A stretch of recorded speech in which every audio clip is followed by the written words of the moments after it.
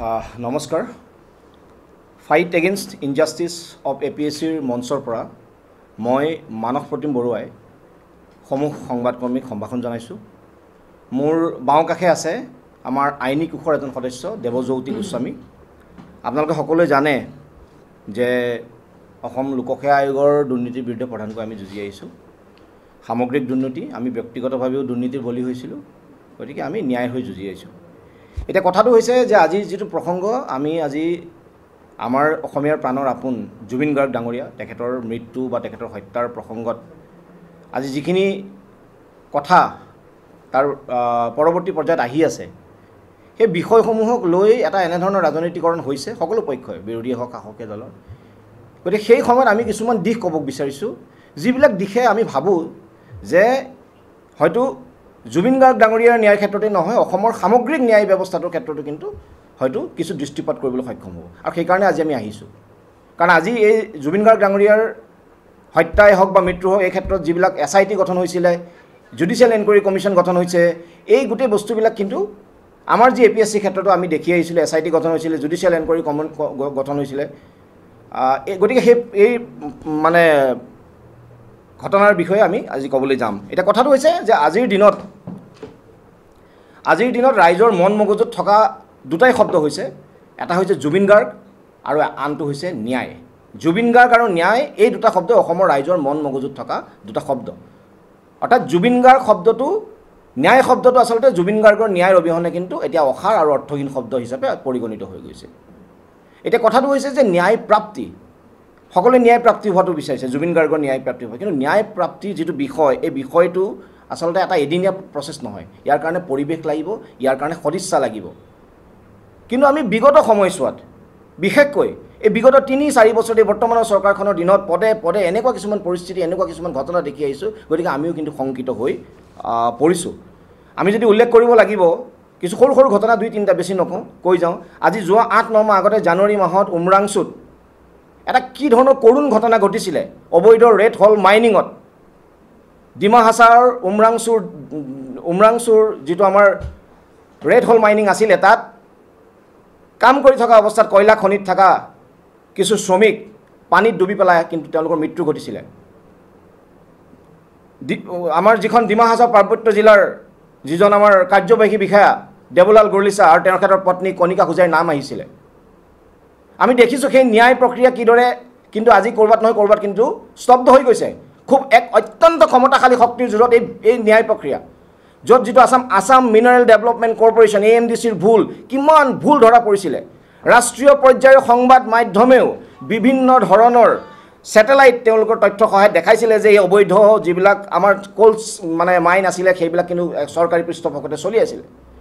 আমি সকলোৱে দেখিলোঁ নগাঁৱত জোনমণি ৰাভাৰ মৃত্যু কিদৰে হ'ল। জোনমণি ৰাভাৰ মৃত্যুৰ কিমান দিন পিছত CID তদন্ত দিয়া হ'ল, আৰু সেই তদন্ত দিয়াৰ ফলত কি হ'ল, যি সময়ত CBI তদন্ত দিয়া হ'ল, সেইটো সময়লৈ কিন্তু তেখেতৰ ফৰেঞ্চিকৰ তথ্য বা বহু তথ্য আচলতে ইতিমধ্যে আচলতে আপুনি নষ্ট হৈ গৈছিলে। ঠিক সেইদৰে আমি দেখিছোঁ, আমি মাত্ৰ দুটা আমি তদন্তৰ কথা মূলকৈ ক'ম। এটা হৈছে APSC আৰু এটা আমাৰ খুব আচলতে দুখ লগা এটা ঘটনা, অৰ্ণমাই বৰাৰ ঘটনা। এই দুইটা ঘটনা আমি এইটো ক'ম যে শাসকীয় দলে এই দুইটা ঘটনাক, APSC কেলেংকাৰী, কোনো দিনা তেওঁলোকৰ নিৰ্বাচনী সভাত বা নিৰ্বাচনী মানে বতৰ বৈতৰণি পাৰ কৰিবৰ ক্ষেত্ৰত তেওঁলোকে সদায় ব্যৱহাৰ কৰি আহিছে। অৰ্ণমাই বৰাৰ ক্ষেত্ৰত স্বয়ং মুখ্যমন্ত্ৰীজনে ডিঙিৰ শিৰা ফুলাই কৈছিলে যে মোৰ মাক সম্বোধন কৰি কৈছিলে যে অৰ্ণমাই বৰাক আমি ন্যায় দিম। কিন্তু কি হ'ল, যি দুজন আছামী আছিলে, মইনুল আৰু চেলিম উদ্দিন, এই দুজনক হোজাইৰ এডিশ্যনেল ডিষ্ট্ৰিক্ট এণ্ড ছেছন জাজ, যিখন ফাৰ্ষ্ট ট্ৰেক কোৰ্টে এজনক লাইফ পানিছমেণ্ট আৰু এজনক মৃত্যুদণ্ড দিছিল, যদিও এজনে দুখমুক্ত হ'বলৈ পাৰিলে আৰু এজনৰ দুখটো তেখেতৰ মৃত্যুদণ্ডৰ পৰা গৈ পেলাই 3 বছৰৰ সীমালৈ মানে ৰিডিউচ হৈ গ'ল, ক্ৰাইম পানিছমেণ্টটো কমি গ'ল। এনে এটা গুৱাহাটী উচ্চ ন্যায়ালয়ত ৰায় হ'ল আপিল কৰাৰ পাছত। ক'বলৈ গ'লে এক প্ৰকাৰে মুখ্যমন্ত্ৰীয়ে মা বুলি সম্বোধন কৰা অৰ্ণমাই বৰাই ন্যায় নাপালে, আৰু তাৰ পাছত মুখ্যমন্ত্ৰীজনে কৈছিলে যে আমি উচ্চতম ন্যায়ালয়ত ইয়াত এপিল কৰিম। আপোনালোকে আচৰিত হ'ব, আপোনাৰ 2022 চনত এই অৰ্ডাৰ আহিছিলে হাইকোৰ্টৰ, 23 চনত। এই বিগত এই সময়ছোৱাত কিন্তু উচ্চতম ন্যায়ালয় অসম চৰকাৰ নগ'লেই। অসম চৰকাৰে SLP নকৰিলে, অসম চৰকাৰে গুৱাহাটী উচ্চ ন্যায়ালয়ৰ ৰায়ৰ বিৰুদ্ধে নগ'লেই। চাওক কিমান ভয়ানক কথা। যি অৰ্ণমাই বৰাক মা সম্বোধন কৰিছিলে মুখ্যমন্ত্ৰী ডাঙৰীয়া স্বয়ং হিমন্ত বিশ্ব শৰ্মা ডাঙৰীয়া, তেওঁ উচ্চতম ন্যায়ালয়ত আপিলেই নকৰিলে। সেইকাৰণে কৈছোঁ ন্যায়প্ৰাপ্তি এদিনীয়া প্ৰচেষ্টা নহয়, ন্যায়প্ৰাপ্তিৰ কাৰণে পৰিৱেশ লাগিব, সদিচ্ছা লাগিব। সেই সদিচ্ছাৰ অভাৱ কিন্তু আমি পদে পদে দেখি আহিছোঁ। বিগত 10 বছৰৰ অধিক সময় আমি অসম লোকসেৱা আয়োগৰ যি অন্যায় বা এক প্ৰকাৰে ক'বলৈ গ'লে ন্যায়প্ৰাপ্তিৰ বাবে যুঁজি আছোঁ। আমি বিভিন্ন পৰীক্ষাৰ যি কেলেংকাৰীৰ বিৰুদ্ধে যুঁজি আছোঁ আৰু সামগ্ৰিকভাৱে APSCৰ যিটো সংস্কাৰৰ বাবে যুঁজি আছোঁ। আৰু আমি পদে পদে আজি লাঞ্ছিত হৈছোঁ, বঞ্চিত হৈছোঁ। আৰু আমি ন্যায়ৰ আসনত বহি থকা চৰকাৰী যিসকল বিষয়ববীয়া বা চৰকাৰৰ বৰমূৰীয়াসকলৰ যি আচৰণ দেখিছোঁ, আমি স্তম্ভিত হৈ গৈছোঁ। আৰু সেইকাৰণে আমি ভাবিবলৈ লৈছোঁ যে ন্যায়প্ৰাপ্তি এই এটা পৰিৱেশত এই ধৰণৰ সদিচ্ছাৰ মাজত হ'বনে? কিয়নো এতিয়া মূল যিটো কথা, আজিৰ দিনত আৰু জুবিন গাৰ্গ বাদ দি ন্যায় বাদ দি একো কথা নাই, বাকী সকলো গৌণ। এতিয়া কথাটো হৈছে আজি জুবিন গাৰ্গ ডাঙৰীয়াৰ ক্ষেত্ৰত দুটা বিষয় আহিছে। আজি ৰাইজৰ চৰকাৰখনেতো দেখাত দেখি কাৰোবাক গ্ৰেপ্তাৰো কৰিছে বা কিছুমান কাৰ্য কৰা যেনো লাগিছে, কিন্তু ৰাইজৰ মনত আপুনি যদি চাই, ৰাইজৰ মনত এটা সন্দেহ, ৰাইজৰ মনত কিন্তু সন্তুষ্টি নাই। ৰাইজৰ কিন্তু সদায় প্ৰশ্ন আছে, বহুত প্ৰশ্ন। এই প্ৰশ্নবিলাক কিয় আহিছে? এই প্ৰশ্নবিলাক দুটা কাৰণে আহিছে। এই প্ৰশ্নবিলাক আহিছে, এটা হৈছে তদন্তৰ কিছু দিশ যিবিলাকক লৈ ৰাইজৰ প্ৰশ্ন আছে, আৰু দ্বিতীয় যিটো কথা হৈছে স্বয়ং মুখ্যমন্ত্ৰীজনৰ কিছু আচৰণ। এতিয়া তদন্তৰ দিশসমূহ কি হয়? তদন্তৰ দিশসমূহ যদি আমি ক'বলৈ যাওঁ, আমি যদি চাবলৈ যাওঁ যে মুখ্যমন্ত্ৰীৰ অতি ঘনিষ্ঠ আছিল এই মহন্ত পৰিয়াল। এই মহন্ত পৰিয়ালৰ ঘনিষ্ঠ আছিল আৰু এই চামকানু মহন্ত চৰকাৰখনৰ মুখ্যমন্ত্ৰীজনৰ বা তেওঁৰ ঘনিষ্ঠসকলক শুৱে বায়ে উঠা বহা কৰি থকা ব্যক্তি। দ্বিতীয়তে মুখ্যমন্ত্ৰীৰ তেখেতৰ সহধৰ্মিনী, তেখেতৰ ব্যৱসায়িকভাৱে তেওঁৰ লগত যোগাযোগ থকাৰ অভিযোগ আহিছে। গোল্ডেন থ্ৰেড অফ আছামৰ প্ৰসংগ এতিয়া আহিছে অভিযোগ। এই প্ৰশ্নবিলাক ৰাইজৰ মন মগজুত আহিছে, উত্তৰবিলাক ৰাইজে পোৱা নাই বিচাৰি। ঠিক সেইদৰে জুবিন গাৰ্গৰ যিজন আচল পূৰ্বৰ মেনেজাৰ সিদ্ধাৰ্থ শৰ্মাক যোনে দিছিলে, যিজন মিত্তল টাৰ্চিন মেট্টলক এতিয়ালৈকে কিন্তু কোনো ধৰণৰ জেৰা কৰা হোৱা নাই, কোনো ধৰণৰ জেৰা তেখেতক কোৱা হোৱা নাই। আৰু খুব ইণ্টাৰেষ্টিং আৰু এই ন্যায় প্ৰক্ৰিয়াত খুব দুখ লগা এটা বিষয় আছিলে, BNSS ভাৰতীয় নাগৰিক সুৰক্ষা সংহিতা, আগৰ CRPC আছিলে, এই তাৰ 208 আৰু 209 অনুসৰি 208 আৰু 209 BNSS অনুসৰি এজন ব্যক্তি যদি, ভাৰতীয় ব্যক্তি যদি বিদেশতো তেওঁৰ বিৰুদ্ধে কিবা অপৰাধ হয়, জুৰিডিকশ্যন আউটছাইড দ্য কাণ্ট্ৰি যদি হয়, তেতিয়াও কিন্তু গৈ ভাৰতীয় পুলিচে গৈ তদন্ত কৰিব পাৰে। কিন্তু ইয়াত আমি কি শুনা পাইছিলোঁ যে আমি ছিংগাপুৰত যে আমি তদন্ত কৰিব নোৱাৰোঁ? কোনে কৈছিলে? স্বয়ং ৰাজ্যখনৰ মুৰব্বীসকলে এনেধৰণৰ এটা অপপ্ৰচাৰ চলাবলৈ চেষ্টা কৰা গৈছিলে। যিধৰণে আমাৰ APSC কেলেংকাৰীৰ সময়ত চৰকাৰখনেই কয়, DGPয়ে কয়, স্বয়ং মুখ্যমন্ত্ৰীয়ে কয় প্ৰচিকিউটেবল এভিডেন্স নাই। সেইকাৰণে কৈছোঁ APSCৰ লগত আমি দুটা এটা লিংক ক'ম, বৰ দীঘলীয়া নকৰিম APSCৰ কথাখিনি। দ্বিতীয়তে স্বয়ং মুখ্যমন্ত্ৰীৰ যি বক্তব্য, সেই বক্তব্যসমূহ যদি আমি খুব সূক্ষ্মভাৱে চাবলৈ যাওঁ, ই ন্যায়সংগত নাছিলে। কিয় ন্যায়সংগত নাছিলে? কাৰণ এই যে তদন্তটো হৈ আছিলে, ছিংগাপুৰৰ পৰা সেই মানুহখিনি অনা হ'ল, ছিংগাপুৰৰ পৰা অসমীয়াখিনি ল'ৰাখিনিক অনা হ'ল। তেওঁলোক আজি কি হয়? তেওঁলোক সেই যিটো অপৰাধৰ যি স্থান, যিটো ক্ৰাইম চিনত তেওঁলোক থকা, তেওঁলোক অভিযুক্ত, তেওঁলোক সাক্ষী নহয়। কিন্তু তেওঁলোকক স্বয়ং মুখ্যমন্ত্ৰীজনে তদন্ত হৈ থকা অৱস্থাত কি ক'লে? ব্ৰাইট অসমীয়া, তেওঁলোকক গ্ৰেপ্তাৰ কৰিব পৰা নাযায়, ব্ৰাইট অসমীয়া। অৰ্থাৎ স্বয়ং মুখ্যমন্ত্ৰীজনে, স্বয়ং গৃহমন্ত্ৰীজনে এই তদন্তক প্ৰভাৱিত কৰা নাইনে এনেধৰণৰ বক্তব্যৰ দ্বাৰা? কৰা নাইনে? আৰু শেহতীয়াকৈ তেখেতে কৈছে যে আপোনালোকে এখন চাৰ্জশ্বিট পাব, যিখন আপোনালোকে বিশ্বাস কৰিবলৈ টান পাব। আপোনালোকে এনে এখন চাৰ্জশ্বিট পাব, স্বয়ং মুখ্যমন্ত্ৰী গৃহমন্ত্ৰীজনে SIT তেখেত মুৰব্বী নহয়, তেখেতে জানিব পাৰে, নিশ্চয়কৈ জানিব পাৰে গৃহমন্ত্ৰীজনে। কিন্তু তেখেতে চাৰ্জশ্বিটখন ওলোৱাৰ আগতেই তেওঁ কেনেকৈ এনেধৰণৰ কথা ক'ব পাৰে? যি সময়ত আমি কৈ আছোঁ যে পানী নসৰা এখন চাৰ্জশ্বিট লাগিব, পানীটো সৰকাই দিলে। স্বয়ং মুখ্যমন্ত্ৰীজনে এইটো তদন্তৰ কিছুমান কথা কৈ দিলে। আৰু সেই একে সময়তে কিন্তু এটা ভয়ানক কথা হৈ আছিলে যে জুবিন গাৰ্গৰ চৰিত্ৰ হননৰ এক প্ৰচেষ্টা শাসকীয় দলৰ পৃষ্ঠপোষকতাৰে হোৱাৰ কিন্তু অভিযোগ আহিছে।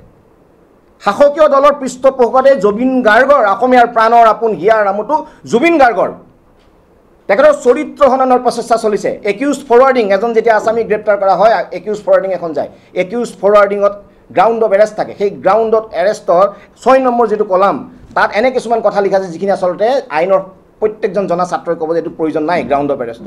জুবিন গাৰ্গৰ চৰিত্ৰৰ প্ৰতি কিছু প্ৰশ্নবোধক চিন। সমসাময়িকভাৱে ৰাষ্ট্ৰীয় চেনেলত কি হৈছে, যিবিলাক চেনেলে জুবিন গাৰ্গৰ মৃত্যুক লৈ কোনো কথা নক'লে, সেই চেনেলবিলাকক সেই বাতৰি পৰিৱেশন হোৱা আৰু অসমত একাংশই সেইবিলাক সূক্ষ্মভাৱে প্ৰচাৰ কৰা।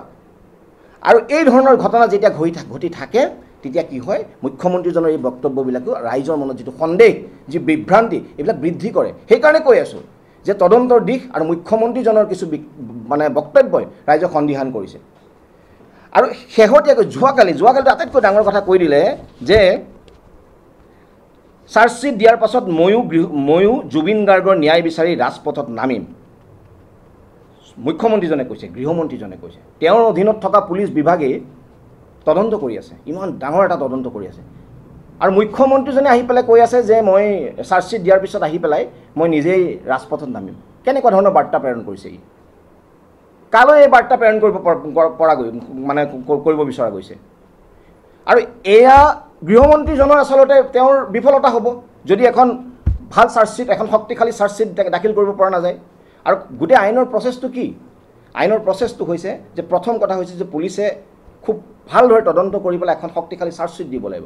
শক্তিশালী চাৰ্জশ্বিটেই নহয়, শক্তিশালী চাৰ্জশ্বিটৰ লগত যিবিলাক আমাৰ এভিডেন্স থাকিব, যিবিলাক আমাৰ মৌখিক সাক্ষী থাকিব, ডকুমেণ্টাৰী এভিডেন্স থাকিব, সেইবিলাক যাতে প্ৰমাণ কৰিব পাৰিব লাগিব প্ৰচিকিউশ্যনে। সেইকাৰণে আমাৰ ভাৰতীয় আইন ব্যৱস্থাত কি হয় যে বিয়ণ্ড ৰিজনেবল ডাউট হ'লেহে এজন মানুহক দোষী সাব্যস্ত কৰিব পৰা যায়। গতিকে সেই ধৰণে আমি আইনী প্ৰচেছটো লৈ যাব লাগিব যাতে এই ধৰণৰ সিদ্ধাৰ্থ শৰ্মা, শ্যামকানু মহন্ত, এই প্ৰভাৱশালী অত্যন্ত শক্তিশালী এই মানুহবিলাক যাতে সাৰি নাযায়। কিন্তু তেনেস্থলত আজি কেনেধৰণৰ বহুৱালি এটা আশ্ৰয় লৈছে স্বয়ং মুখ্যমন্ত্ৰীজনে। আৰু তেওঁৰ এই আচৰণ কেতিয়াও ন্যায়সংগত নহয়। গতিকে অসমৰ ৰাইজৰ যি সন্দেহ আছিলে, অসমৰ ৰাইজৰ যিবিলাক আচলতে এই বিষয়ক লৈ সন্দিহান হৈছে, এই বিষয়সমূহ কিন্তু আচলতে আৰু অধিক জটিলতাৰ সৃষ্টি কৰিছে। গতিকে আমি ভাবোঁ যে অসমীয়াৰ প্ৰাণৰ আপোন জুবিন গাৰ্গক ন্যায় দিবৰ বাবে যি সামগ্ৰিক পৰিৱেশ আৰু সদিচ্ছা লাগে, সেই পৰিৱেশ আৰু সদিচ্ছা ক্ষেত্ৰত চৰকাৰৰ বহুখিনি কৰণীয় আছে আৰু চৰকাৰৰ কিছু ভুল ত্ৰুটি থাকি গৈছে। শেষত এটা খুব গুৰুত্বপূৰ্ণ বিষয়, খুব আচলতে সকলো আচৰিতো হ'ব। শাসকীয় দল অসমৰ ইতিহাসত কোনো দেখা নাছিলে। শাসকীয় দল বিজেপিয়ে জুবিন গাৰ্গৰ ন্যায় বিচাৰি তেওঁলোকে প্ৰতিবাদ কৰিবলগীয়া পৰিস্থিতি হৈছে। জুবিন গাৰ্গৰ ন্যায় লাগে। গতিকে এইটো আমি কোৱা নাই, অসমৰ বিভিন্ন স্তৰৰ ৰাইজে সামাজিক মাধ্যমত বিভিন্ন স্তৰত কৈছে এক প্ৰকাৰ আচলতে বহুৱালি। আমি কি ভাবোঁ যে দল হিচাপে হয়তো কৰিব পাৰে, কাৰণ দল আৰু চৰকাৰ বেলেগ। কিন্তু যেতিয়া মন্ত্ৰীবিলাকে, চন্দ্ৰমোহন পাটোৱাৰী, পীযুষ হাজৰিকা, ডাঙৰ মন্ত্ৰীবিলাকে যেতিয়া ৰৈ পেলাই যেতিয়া ন্যায়ৰ কাৰণে যেতিয়া তেওঁলোকে ৰাজপথত আহি যায়, গতিকে কিন্তু আমি যিটো গণতান্ত্ৰিক যিটো কাঠাম, কাৰ্যপালিকা, ন্যায়পালিকা, এই গণতান্ত্ৰিক কাঠামটোৰ প্ৰতি কিন্তু আমি প্ৰশ্ন চিহ্ন দাঙি ধৰিছোঁ। আণ্ডাৰ আৰ্টিকল 164(2) এই আমাৰ যিটো council of minister, they are accountable to the legislative assembly. তেওঁলোকে উত্তৰ দিব লাগিব কাইলৈ পৰহিলৈ। বিধানসভাত এই প্ৰশ্ন উঠিব, জুবিন গাৰ্গৰ ন্যায় প্ৰসংগত বিভিন্ন প্ৰশ্ন উত্থাপন হ'ব, বিৰোধীয়ে বা বিভিন্ন পক্ষ চৰকাৰৰ থকা সৰকা কৰিব, চৰকাৰে এইবিলাক উত্তৰ দিব লাগিব। আৰু এই উত্তৰ দিব লাগিব, এই তদন্তৰ গতি ক্ষিপ্ৰ হ'ব লাগিব, ভাল তদন্ত হ'ব লাগে নে ৰাজপথত গৈ পেলাই তেওঁলোকে আন্দোলন কৰিব লাগে। গতিকে এইবিলাক আচলতে ৰাইজক হাঁহিৰ খোৰাক যোগোৱাৰ বাহিৰে একো হৈ থকা নাই। এতিয়া কথা হৈছে যে আমিও কৈছোঁ যে দলে হয়তো পাৰে, যদি মন্ত্ৰী বিধায়কসকল নাথাকে দলে হয়তো পাৰে। এতিয়া কথাটো হৈছে সেইকাৰণে আমি দলৰ সভাপতি দিলীপ শইকীয়া ডাঙৰে কেইটামান প্ৰশ্ন কৰি যাব বিচাৰিছোঁ। দিলীপ শইকীয়া ডাঙৰ, তেখেতে উত্তৰ দিব লাগিব। দিলীপ শইকীয়া ডাঙৰক আমি কৈছোঁ যে এই যে অৰ্ণমাই বৰাৰ ন্যায় নহ'ল, স্বয়ং মুখ্যমন্ত্ৰীজনে মা সম্বোধন কৰাৰ পিছতো আজি বিগত 1.5 বছৰ 2 বছৰ উচ্চতম ন্যায়ালয়ত নগ'ল, এতিয়াতো আবেদন কৰাৰ সময় গুচি গ'ল। বা আজি উত্তৰ কাছাৰত যে পানীত ডুবি এই কৰুণ মৃত্যু ঘটিলে এই দুখীয়া অত্যন্ত মানুহখিনি, এই মানুহখিনিৰ ক্ষেত্ৰত তেওঁলোকে ন্যায় যাত্ৰা কৰিবনে নাই? ন্যায় যাত্ৰা কেৱল জুবিন গাৰ্গৰ মাজতে সীমাবদ্ধ থাকিবলৈ নহ'ব। জুবিন গাৰ্গ শব্দই হৈছে আজি ন্যায় শব্দৰ প্ৰতিশব্দ। জুবিন গাৰ্গৰ অবিহনে অসমত ন্যায়, যদি ন্যায় নাপায় অসমত ন্যায় অসাৰ। কিন্তু সামগ্ৰিক ন্যায় ব্যৱস্থা উন্নত হ'ব লাগিব, বাৰে কম। আৰু সামগ্ৰিক ন্যায় ব্যৱস্থা বিগত 3-4 বছৰত চূড়ান্তভাৱে ব্যৰ্থ, চূড়ান্তভাৱে নিৰপেক্ষ নোহোৱাৰ পৰিপ্ৰেক্ষিতত পক্ষপাতিত্বমূলক আছিলে। আমি বহুবাৰ কৈছোঁ মুখ্যমন্ত্ৰী ডক্টৰ হিমন্ত বিশ্ব শৰ্মাৰ তেখেতৰ আচৰণ পক্ষপাতিত্বমূলক, যাৰ বাবে আচলতে ন্যায় যি দেখায় সেই সেয়া ন্যায় নহয়। এচামক ন্যায় দিয়া দেখায়, কিন্তু যিটো আমাৰ অসমীয়াত কয় খেনুক দেখি ৰন্ধা বঢ়া, খেনুক দেখি দুৱাৰ মাৰা নীতি আমি আৰম্ভণিৰ পৰা দেখি আহিছোঁ এইবিলাক। গতিকে এয়া আছিল অৰ্ণময় বৰাৰ গোচৰৰ কথা। দ্বিতীয় যিটো আমাৰ অসম লোকসেৱা আয়োগৰ গোচৰৰ কথা কৈ আমি এই গোটেই কথাখিনি সামৰণি মাৰিম। চাওক, পূৰ্বৰ কংগ্ৰেছ চৰকাৰৰ দিনত এই অসম লোকসেৱা আয়োগৰ কেলেংকাৰী সংঘটিত হৈছিলে। এতিয়া কথাটো হৈছিলে এখন ন্যায়িক আয়োগ গঠন হ'ল, বৰ বেছি দীঘলীয়া নকৰোঁ আগৰ কথাখিনি, বহুত দীঘলীয়া কথা আছে। ইয়াত মই দুটা কথা কৈ যাম আপোনালোকে। SIT কি বস্তু, আৰু আপোনালোকে জুডিচিয়েল এনকুৱাৰী কি বস্তু দুইটা কথা গম পাব, যিটো জুবিন গাৰ্গৰ ডাঙৰীয়া হত্যাৰ লগতো বা মৃত্যুৰ লগতো জড়িত আছে। SIT আৰু জুডিচিয়েল কমিশ্যন, এই দুইটাক কেনেকৈ চৰকাৰখনে ভেঙুচালি কৰিব পাৰে, চৰকাৰখনে কেনেকৈ ভেঙুচালি কৰিব পাৰে এই কথাটো গম পাব। কথাটো হৈছিলে যে এখন ন্যায়িক আয়োগ হ'ল। কোনে ন্যায়িক আয়োগখন গঠন কৰিছিলে? অসম লোকসেৱা আয়োগৰ ক্ষেত্ৰত গুৱাহাটী উচ্চ ন্যায়ালয়ে গঠন কৰিছিলে। তাৰ পাছত কণ্টেম্প অফ কোৰ্ট কৰি হ'লেও আমি সেই ন্যায়িক আয়োগখন বহুৱাবলগীয়া হ'ল, ভাল কথা। তাৰ পাছত 2022 চনৰ 1 এপ্ৰিলত, অৰ্থাৎ হিমন্ত বিশ্ব শৰ্মা চৰকাৰ আহিছে 21 চনত মে' মাহত, আৰু 2022 চনৰ মানে 2 এপ্ৰিলত এই যিখন আমাৰ ন্যায়াধীশ বিপ্লৱ কুমাৰ শৰ্মা আয়োগৰ প্ৰতিবেদনখন অসম চৰকাৰে গ্ৰহণ কৰে। তাৰ আগৰ সময়ত মাৰ্চ মাহত দুবাৰকৈ অসম চৰকাৰক পত্ৰ প্ৰেৰণ কৰে, কিন্তু অসম চৰকাৰে সেই পত্ৰ কয় যে আমাৰ প্ৰতিবেদন সমাপ্ত হৈছে, আপোনালোক আহিব পাৰে। অসম চৰকাৰ নাহিলে। অসম চৰকাৰ বৰ নাহি পেলাই কি কৰিলে, মানে এই যে জুডিচিয়েল কমিশ্যনক তেওঁলোকে কেনেকৈ মানে ঠগবাজিবিলাক কৰিব পাৰে, চৰকাৰৰ হাতত কিমান ক্ষমতা থাকে চাওক। 1 এপ্ৰিল 2022 দিনা একাংশ বক্ৰপথেৰে বাছনিভুক্ত ACS বিষয়া, লগতে সেই গোটেই বেটছটো বহুখিনি ACS বিষয়াক তেওঁলোকে কি কৰিলে, পদোন্নতি দিলে। পদোন্নতি দিয়াৰ পৰৱৰ্তী সময়ত পিছদিনা নাটকীয়ভাৱে গৈ পেলাই এই যিখন আমাৰ জুডিচিয়েল কমিশ্যনৰ ৰিপৰ্ট গ্ৰহণ কৰে। চাওক কিমান নাটকীয়, এই মানুহখিনি প্ৰমোশ্যন দিয়াৰ পাছত গ্ৰহণ কৰে। তাৰ পাছত কি হ'ল, এখন মুখ্য সচিবৰ কমিটি গঠন কৰা হ'ল জুডিচিয়েল কমিশ্যনখনক এক্সামাইন কৰিবৰ কাৰণে, পঢ়ি চাবৰ কাৰণে। সেই জুডিচিয়েল কমিশ্যনখনত কোন আছিলে? জুডিচিয়েল কমিশ্যনত আছিলে মুখ্য সচিব, আমাৰ এজন অতিৰিক্ত মুখ্য সচিব, স্বয়ং DGP ভাস্কৰজ্যোতি মহন্ত সেইটো সময়ত, additional public prosecutor Nalin Kohli. এইবিলাক মানুহ যেতিয়া থাকিব গোটেই প্ৰশাসনখনৰ আচলতে ক'বলৈ গ'লে এটা খুঁটা। আপুনি বা মই কি ভাবোঁ যে এখন judicial commission of enquiry act, দেই চেণ্ট্ৰেল এক্টৰ অধীনত হোৱা এখন এক্ট, এই এক্ট মতে যেতিয়া এখন কমিশ্যন হয়, এজন ন্যায়াধীশে যেতিয়া এটা ৰিপৰ্ট দিছে, সেই ৰিপৰ্টটো কিমান শ্ৰদ্ধা থাকিব লাগিব, কিমান সন্মান থাকিব লাগে।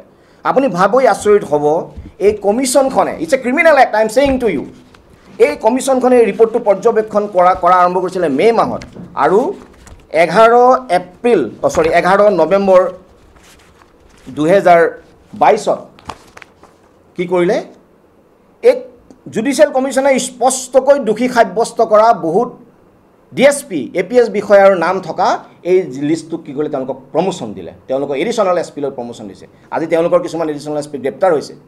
এই যিটো আমাৰ হিতেশ দেৱ শৰ্মাৰ ল'ৰা, এইবিলাকৰ নামো লাহে লাহে আহি আছে, প্ৰমোশ্যন দিলে। এইটো চাওক, এখন যেতিয়া ন্যায়িক আয়োগৰ প্ৰতিবেদন হৈছে, ইমান এটা গুৰুত্বপূৰ্ণ বস্তু। ন্যায়িক আয়োগৰ প্ৰতিবেদনখন প্ৰথম কথা হৈছে, যিখন commission of enquiry actor section 3 ছাবছেকশ্যন 4 মতে আমি 6 মাহৰ ভিতৰত বিধানসভাত along with action taken reports উপস্থাপন কৰিব লাগে। তো একটো আমি কি কৰিছোঁ, ন্যায়িক আয়োগৰ প্ৰতিবেদন 3 বছৰ ধৰি আমি ৰাজহুৱা নকৰি কি কৰিলোঁ, আমি এই মানুহখিনিক প্ৰমোশ্যন দি গ'লোঁ, যিটো সময়ত DGP, public prosecutor, chief secretary এইবিলাক মানুহে এক্সামাইন কৰি আছে। It's not a criminal negligence, it's a criminal offence on the part of this Himanta Biswa Sarma government. সেইকাৰণে কৈছোঁ তেখেত নিৰপেক্ষ নহয়, তেখেত পক্ষপাতিত্বমূলক। একাংশ মানুহক তেখেতে সুৰক্ষা দিয়াৰ চেষ্টা অব্যাহত আছিলে। আৰু সেই কথাটো কিমান লাজ লগাকৈ আপোনাৰ পৰিস্ফুট হৈছে কিছুমান ঘটনাত আপুনি চাব। কুলপ্ৰদীপ ভট্টাচাৰ্য 21/2/2023 কি কৰিছে, এইজন মানুহক মুখ্যমন্ত্ৰী ভিজিলেন্স চেন, অৰ্থাৎ যিসকলে দুৰ্নীতিৰ গোচৰবিলাকৰ তদন্ত কৰে তাত ৰাখিছে। এজন মানুহ আজিৰ দিনত কিন্তু মানে চাকৰিৰ পৰা নিলম্বন হ'বলগীয়া হ'ল, গ্ৰেপ্তাৰো হয়তো নকৰিলে চৰকাৰে, গ্ৰেপ্তাৰ হ'বলগীয়া হ'ল পৰৱৰ্তী পৰ্যায়ত আয়োগৰ প্ৰতিবেদন ৰাজহুৱা হোৱাৰ পিছত। তাতকৈ ভয়ংকৰ কথা, আপোনাৰ ৰুমিৰ টিমুংপি কোনটো কিমান তাৰিখে দিলে, 2023 জুন মাহত। তেখেতক NIA, ৰাষ্ট্ৰীয় সুৰক্ষা সংস্থা NIAৰ দৰে ইমান সন্মানীয় সংস্থাত এই বক্ৰপথেৰে বাছনিভুক্ত বহি নকল বহীত লিখা প্ৰাৰ্থীক স্বয়ং মুখ্যমন্ত্ৰীৰ হোম ডিপাৰ্টমেণ্টে ভাল কেৰেক্টাৰ চাৰ্টিফিকেট দি, কেৰেক্টাৰ চাৰ্টিফিকেট আছে ইয়াত, কেৰেক্টাৰ চাৰ্টিফিকেট দি NIA লৈ পঠাবৰ কাৰণে, ডেপুটেশ্যনত পঠাবৰ কাৰণে যুঁজা কৰিছিল। আৰু আমি তেতিয়া হোম ছেক্ৰেটাৰী, যিটো আমাৰ চেণ্ট্ৰেল হোম ছেক্ৰেটাৰী লেটাৰ লিখি NIAক লেটাৰ লিখি আমি এই প্ৰচেষ্টাটো ৰুদ্ধ কৰাইছিলোঁ। কিমান লজ্জাৰ কথা, কিমান অসমৰ মানুহে এই কথাবিলাক আচলতে পূৰ্ণপূৰ্ণকৈ খুব হয়তো সূক্ষ্মভাৱে হয়তো বহুতে নাজানেও। গতিকে এখন ন্যায়িক আয়োগক লৈ কিমান ভেঙুচালি কৰিব পাৰে। এখন ন্যায়িক আয়োগৰ ৰিপৰ্ট আপোনালোকে নিদিয়ে, সম্পূৰ্ণ বৃদ্ধাংগুষ্ট কৰে। আপোনালোকৰ ডাঙৰ বিষয়াই এই বিষয়বিলাক চাই থকাৰ পিছতো আপোনালোকে মানুহবিলাকক প্ৰমোশ্যন দি যায়। আৰু এতিয়া শেহতীয়াকৈ কি হৈছে, SIT গঠন কৰিবলৈ, SIT কাহিনীটো একদম 3টা অৰ্ডাৰ দেখাই দিম।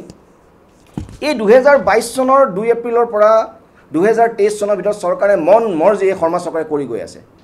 সেইসকল এই গ্ৰেপ্তাৰ হোৱা এইসকল মানুহক আনকি মেডেলো দিছে, মুখ্যমন্ত্ৰীৰ বিশেষ মেডেলো দিছে। পুষ্কল গগৈ, এই বজালী যিটো এক্সটৰ্চন কেছত গোটেই পুলিচবিলাক গ্ৰেপ্তাৰ হৈছিলে, এই পুষ্কল গগৈয়ে মানে মুখ্যমন্ত্ৰীৰ বিশেষ মেডেলো পাইছিলে। এই যিখিনি বক্ৰপথেৰে চাকৰি গৈ, প্ৰথমতে সৰ্বানন্দ সোণোৱাল ডাঙৰীয়া থাকোঁতে যিখিনি মানুহৰ চাকৰি গ'ল, এই মানুহখিনিয়ে গোচৰ কৰিছে যে আমাৰ ক্ষেত্ৰত এনেকুৱা ধৰণৰ নীতি কৰিছে আৰু এইসকল এনেকুৱা কি শক্তিশালী মানুহ এইসকলক তোমালোকে নিলম্বনো নাই কৰা আনকি তেওঁলোকক তোমালোকে মানে চাকৰিত বাহাল ৰাখিছা গতিকে তেওঁলোকে এটা ৰিট এপিল 59/23 আছিল তাত চৰকাৰখন খুব বেয়াকৈ ফচি গ'ল আনকি এই চৰকাৰৰ ভুলৰ কাৰণে যেতিয়া SIT চাব দেই SIT তদন্তকাৰী বিষয়ে ফচিব গৈ আছে এই জুবিন গাৰ্গৰ SIT চৰকাৰ ফচি গ'ল চৰকাৰে উত্তৰ দিব নোৱাৰা হ'ল ন্যায়ালয়ে আনকি এইটো সুধিলে weather the decision of the investigating officer মানে পানেশ্বৰ সিং চাওক যি পানেশ্বৰ সিঙক আমি মানে হিৰো বনাইছিলোঁ Paneswar Singh whether the decision of the investigating officer to separate the cases of appellants মানে যিসকল ভুক্তভোগী আছিলে and those candidates whose names were incorporated in 9-page tabulation is based on any logic or rationale এই যে একাংশ বক্ৰপথৰ বাছনিভুক্ত ব্যক্তি ৰাকেশ পালৰ ঘৰত এখন 9খন লুজ টেবুলেশ্যন চিট পাইছিলে সেই 9খন লুজ টেবুলেশ্যন পোৱা একাংশক গ্ৰেপ্তাৰ কৰিছিলে একাংশক গ্ৰেপ্তাৰ কৰা নাছিলে এই যে কাৰ্যটো কৰিছিলে এই কাৰ্যটোক লৈ পেলাই পানেশ্বৰ সিঙৰ বিৰুদ্ধে আনকি অসম চৰকাৰৰ ৰিপৰ্ট দিব দিলে অসম চৰকাৰ ফচি গ'ল কাৰণ চৰকাৰৰ চুটলিপি মতে কাম কৰি আছিলে পানেশ্বৰ সিঙে নোৱাৰে চেষ্টা কৰিও নোৱাৰে তাৰপাছত কি হ'ল চৰকাৰে ক'লে নো নো নো নো কোৰ্টত আহি ক'লে যে এইবিলাক ডিব্ৰুগড় পুলিচে কি কৰিছে আমি নাজানো আমি এখন SIT গঠন কৰি দিম আমি এখন SIT গঠন কৰি দিম এই নাটকীয় এই এতিয়া পুলিচৰ তদন্ত দিলে এগৰাকীক তাৰপিছত SIT গঠন কৰিলে আমি এখন SIT গঠন কৰি দিম গৈ দৌৰা দৌৰিকৈ এখন SIT গঠন কৰিলে SIT গঠন কৰিলে কি হ'ব প্ৰথম 4-5 জনক গ্ৰেপ্তাৰ কৰে আৰু গ্ৰেপ্তাৰ নকৰে এটা সময়ত গৈ বিশেষ ন্যায়াধীশ আমাৰ শ্ৰদ্ধাৰ দীপক ঠাকুৰে ডাঙৰীয়া তেখেত ক্ষুণ্ণ হৈ গ'ল তেখেতে তাক দায়িত্ব দিলে SITৰ নতুন ইনভেষ্টিগেটিং অফিচাৰ এজন IPS বিষয়া প্ৰতীক থুবে আৰু চৰকাৰৰ চুটলিপিৰ মতে কাম কৰি IPS বিষয়া প্ৰতীক থুবেক কোৰ্টে তেওঁৰ SIT তদন্তৰ পৰা আঁতৰাবলৈ ক'লে যে এই বিষয়াজনে ইমানেই বেয়া তদন্ত কৰিছে তাৰ ফলত ক'লে যে we direct the head of the SIT to engage a new investigating officer not below the rank of deputy superintendent of police to conduct further investigation of the case and submit the report in the final form within 3 months 24/6/2024 গ্ৰেপ্তাৰ কৰিব মানে তেওঁলোক অতৰাব ক'লে প্ৰতীক থুবে গতিকে এই প্ৰতীক থুবে প্ৰথম আপোনাৰ ভুক্তভোগী কোন হ'ল এইবিলাক বলিৰ পথা চৰকাৰ চুটলিপিত কাম কৰি পানেশ্বৰ সিং তাৰপিছত এজন IPS বিষয়া কাৰণ তেওঁ কি কৰিছিলে কিছুমান পাৰ্টিৰ ক্ষেত্ৰত প্ৰচিকিউটেবল এভিডেন্স নাই বোলে আজি যেনেকৈ ছিংগাপুৰত নাযায় বুলি কয় তাৰপাছত কি হ'ল তাৰপাছত আপোনাৰ নেক্সট আপোনাৰ 17/9/2024 নেক্সট আয়োজন বহুত বাধ্য হ'ল আৰু এই যে আমি ক'লোঁ এই যে NIAত পঠিওৱা ৰুমি টুমি এইখিনি অত্যন্ত শক্তিশালী আছিলে মানে ইণ্টাৰেষ্টিং জমনি কথাটো শুনক বৰ হাস্যকৰ কথাটো শুনক কংগ্ৰেছৰ দিনৰ কেলেংকাৰী দেই কিমান চেষ্টা কৰা গৈছে এই কেলেংকাৰীৰ এই ঠগ প্ৰবঞ্চক ৰাজপত্ৰিত বিষয়াক এই বিজেপি চৰকাৰৰ দিনত এই হিমন্ত বিশ্ব শৰ্মা চৰকাৰৰ দিনত ইয়াৰ দ্বাৰা কি প্ৰমাণ হয় ইয়াৰ দ্বাৰা এইটোৱে প্ৰমাণ হয় যে এই কেলেংকাৰী আচলতে কংগ্ৰেছৰ দিনত হৈছিল যদিও সেই মানুহবিলাক যিবিলাক মানুহ এই কেলেংকাৰীৰ লগত সম্পূৰ্ণভাৱে জড়িত আছিল আজি সেইবিলাক মানুহ হাৰে হিমজ বিজেপি দলত সোমাই গ'ল গতিকে এইটো বিজেপি দলৰ নাম ইনহেৰিটেঞ্চ বিজেপি দলে যৌতুকত আনিছে আগতো কৈছোঁ গতিকে এই ধৰণে তেওঁলোকে কি কৰিলে দুজনকৈ SIT তদন্তকাৰী বিষয়া খেদা খাবলগীয়া হ'ল তাৰ পাছতো আপোনালোকে চাব 9জন এনেকুৱা বিষয়া আছিলে যিকেইজনক কি কৰিলে চাওক SIT তদন্ত কেনেকুৱা SIT তদন্ত কিমান ভেকু ভাওনা ইমান গালি খোৱাৰ পিছতো এজন IPS বিষয়া হোৱাৰ পিছতো 15জনমান বিশেষ মানে ব্যক্তিৰ বিৰুদ্ধে কোনো চাৰ্জশ্বিট তেওঁলোকে নিদিলে খুব শক্তিশালী আজিও চাকৰি কৰি আছে চাব বহি চুৰ কৰি 50 নম্বৰ বহি নম্বৰ বৃদ্ধি কৰি হোৱা নৱনীতা শৰ্মা আজিৰ দিনত কোকৰাঝাৰৰ এডিশ্যনেল SP হৈ আছে গোৱালপাৰাৰ এডিশ্যনেল SP হৈ আছে ঋতুৰাজ জলে এডিশ্যনেল SP ক্ৰাইম এই হাস্যকৰ নহয়নে গোটেই ন্যায়িক ব্যৱস্থাটোক কেনেকুৱা ধৰণৰ এটা আচলতে মোকাৰি লৈ পৰ্যবেক্ষিত কৰিছে গতিকে SIT ইনভেষ্টিগেশ্যন এই যে কৈ আছে মানুহে ভাল এই যে কৈছে ন্যায়ালয়লৈ তেওঁ ঢালিছে গতিকে এই যে ন্যায়াধীশসকলো জানে বহুত সময় কেতিয়াবা মেলে মিটিঙে এখানে ন্যায়াধীশসকলে কয় যে চৰকাৰে গোটেই ভুলটো কৰি পেলাই গোটেই বিষয়টো ন্যায়ালয়লৈ ঠেলি দিয়ে যা কি কৰ এই ধৰণৰ যেতিয়া তদন্ত হৈ আছে SITৰ আণ্ডাৰত APSCত য'ত ন্যায়ালয়ে নিজাববীয়াকৈ অভিযুক্ত কৰি পেলাই তেওঁলোকৰ বিৰুদ্ধে গোচৰ ল'বলগীয়া পৰিস্থিতি হ'ল এই APSCৰ SITৰ এই দশা আৰু ন্যায়িক আয়োগক কি সন্মান কৰিছে উচ্চ ন্যায়ালয়ে গঠন কৰি দিয়া ন্যায়িক আয়োগ চৰকাৰে নহয় সেই ন্যায়িক আয়োগৰ প্ৰতিবেদনখন ৰাজহুৱা নকৰি সেই প্ৰতিবেদন পঢ়ি থকা সময়ত উইথ দ্য ক্ৰিমিনেল ইণ্টেনশ্যন কিছুমান ঠগ প্ৰবঞ্চক বিষয়ক প্ৰমোচন দিয়া গৈছে গতিকে সেইকাৰণে কৈছোঁ আমাৰ শংকা আছে আমাৰ ভয় আছে যে আজি এই যে শৰ্মা চৰকাৰৰ দিনত ন্যায়িক আয়োগৰ SITৰ কি বিলয় আমি দেখি আহিছোঁ গতিকে আমাৰ শংকা আছে এই যে মুখ্যমন্ত্ৰী এই ধৰণৰ বক্তব্যবিলাকৰ কিন্তু প্ৰতি আমাৰ শংকা আছে যে মই আজি ৰাজপথত ওলাই যাম চাৰ্জশ্বিট কিয় তোমাৰ SIT আপোনাৰ গৃহ বিভাগৰ SIT কি ভাল পানী নখৰা চাৰ্জশ্বিট দিব নোৱাৰিব নেকি সেইকাৰণে ইস্যু ডাইভাৰ্ট কৰিবৰ কাৰণে আমি একদম ৰাজপথত আহি নতুন ইস্যু ক্ৰিয়েট কৰিম নেকি ৰাজনৈতিক প্ৰচাৰ কৰিম নেকি আনকি স্বয়ং মুখ্যমন্ত্ৰীজনে খুব লাজ লগাকৈ এই যে ছিংগাপুৰৰ ল'ৰা ছোৱালীখিনিক কৈছে যে ব্ৰাইট অসমীয়া, এই ধৰণে APSCৰ এই ঠগ প্ৰবঞ্চৰ ল'ৰা ছোৱালীবিলাকক কেতিয়াবা অসমীয়া ল'ৰা বুলি কয়, কেতিয়াবা মানৱীয় দৃষ্টিভংগী চোৱাৰ কথা কৈ পেলাই এই বিগত আজি এই 3-4 বছৰ সুৰক্ষা দিয়াৰ অপ্ৰাণ চেষ্টা চলিলে। গতিকে আমাৰ এইটো এক প্ৰশ্ন, 2 নম্বৰ প্ৰশ্ন দিলীপ শইকীয়া ডাঙৰলৈ, যে এই APSC কেলেংকাৰী কথা কৈ বা APSC কেলেংকাৰী প্ৰতিবাদ কৰি শাসনৰ বাগজৰি লৈ অহা বিজেপি চৰকাৰে এতিয়া এই কেলেংকাৰী প্ৰসংগটো যিবিলাক হৈ আছে অন্যায়, তাৰ বিৰুদ্ধেও তেওঁলোকে আজি প্ৰতিবাদ কৰাৰ তেওঁলোকৰ সাহস হ'বনে? কাৰণ ন্যায় কিন্তু এটা মানে কালেক্টিভ প্ৰচেছ, অকল এটা বিষয় চালে নহ'ব। আজি যে সামগ্ৰিকভাৱে ন্যায়টো বঞ্চিত হৈ আছে মানুহ, অসমৰ ন্যায়িক ব্যৱস্থা বেয়া, ক্ৰিমিনেল আজি কি হৈছে, এডিশ্যনেল ক্ৰাইম হৈ বহি আছে অসমৰ 2-3খন জিলাত। এয়া হৈছে অসমৰ বাস্তৱ পৰিস্থিতি। ইয়াৰ বিৰুদ্ধে সাহস হ'বনে দিলীপ শইকীয়া ডাঙৰীয়া আপোনাৰ প্ৰতিবাদ কৰাৰ? আৰু তেতিয়াহ'লে আমি আপোনাক স্বাগতম জনাম। গতিকে সেইখিনি মূল কথা। শেষত এষাৰে কথা কৈ যাওঁ যে এই যে যিটো ন্যায় যাত্ৰা হৈছে, ন্যায় যাত্ৰা প্ৰতিটো দলেই কৰিছে, ৰাজনীতি কিছু পৰিমাণে। গতিকে ন্যায় যাত্ৰাটো কেৱল ৰাজনৈতিক চমক সৃষ্টিৰ বাবে হ'ব নালাগে, সেইটো প্ৰধানকৈ জুবিন গাৰ্গৰ ন্যায় প্ৰাপ্তি আৰু অসমৰ সামগ্ৰিক যাতে ন্যায় প্ৰাপ্তিৰ যাতে পথবিলাক সুগম হয়, আমাৰ গণতান্ত্ৰিক ব্যৱস্থাৰ কাঠামবিলাক যাতে সবল হয়, তাৰ মানে বিষয়ে সকলোৱে আচলতে বিৰোধীয়ে হওক বা চৰকাৰে হওক তাৰ বিৰুদ্ধে যুঁজ দিব লাগে। আৰু সেয়াই যদি নকৰে সকলোৱে কিন্তু কৰ্মফল ভুগিব লাগিব। কাৰণ আজি বিৰোধী ক্ষেত্ৰতো আপোনালোকে চাব যে চৰকাৰখনক, বিজেপি চৰকাৰক বেয়া পালেই যে কোনোবাই গৈ কংগ্ৰেছক ভাল পাই যাব। কোনটো এনেকুৱা ডাঙৰ ইছ্যু আছে যিখিনি বিষয়ত আজি কংগ্ৰেছ চৰকাৰে বা অন্য বিৰোধী, আৰু আনকি আজি জুবিন গাৰ্গৰ বিষয়টো চাওক, বিৰোধীয়ে ঐক্যবদ্ধভাৱে যুদ্ধ দিব পৰা নাই। বিৰোধীবিলাক আজি এই ধৰি লওক নিৰ্বাচন বুলিও যদি আমি ধৰোঁ 4-5 মাহ নিৰ্বাচনত থকা সময়ত এতিয়াও বিৰোধীয়ে নিজৰ তেওঁলোকৰ জমিদাৰী মানসিকতা লৈ নিজৰ মই বৰ বাপ লৈ তেওঁলোক বহি আছে যে আমি অকলে যুঁজি আছোঁ।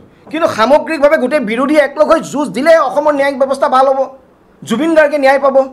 আৰু সেই একেটা কথা আমি শাসকীয় দলকো কওঁ, দিলীপ শইকীয়া ডাঙৰীয়াকো কওঁ যে আজি যিসকল মানুহে আজি কংগ্ৰেছৰ পৰা আহি কংগ্ৰেছৰ সময় কেলেংকাৰীবিলাক বচাইছে, যিবিলাক মানুহৰ লগত আজি জুবিন গাৰ্গৰ হত্যাৰ লগত জড়িত মানুহবিলাকৰ নাম আহিছে, সেই মানুহবিলাকক আজি এতিয়া নিৰ্বাচনলৈ 4-5 মাহ থকা সময়ত আপোনালোকে অতৰক, সৎ নিকা ব্যক্তিৰ মানুহক আপোনালোকে নেতৃত্ব দিয়ক দলৰ বা চৰকাৰৰ, দি আপোনালোকে জুবিন গাৰ্গক ন্যায় দিয়ক। কাৰণ সেই মানুহবিলাক আঁতৰিলেহে মানুহৰ বিশ্বাস হ'ব যে ন্যায় ক'ৰবাত দিছে। আজি যেতিয়া মানে চৰকাৰৰ বৰঘৰত থকা মানুহবিলাকৰ লগতেই যেতিয়া চামকানু মহন্ত বা তেওঁলোকৰ পৰিয়াল বা এখন সুসম্পৰ্ক থাকিব, তেওঁলোকৰ নিজৰ যেতিয়া মানে ব্যৱসায়িক তেওঁলোকৰ ইণ্টাৰেষ্ট থাকিব, তেতিয়া ৰাজ্যৰ সন্দেহ এনেই হ'ব। গতিকে সেইখিনিয়ে মূল কথা। ধন্যবাদ।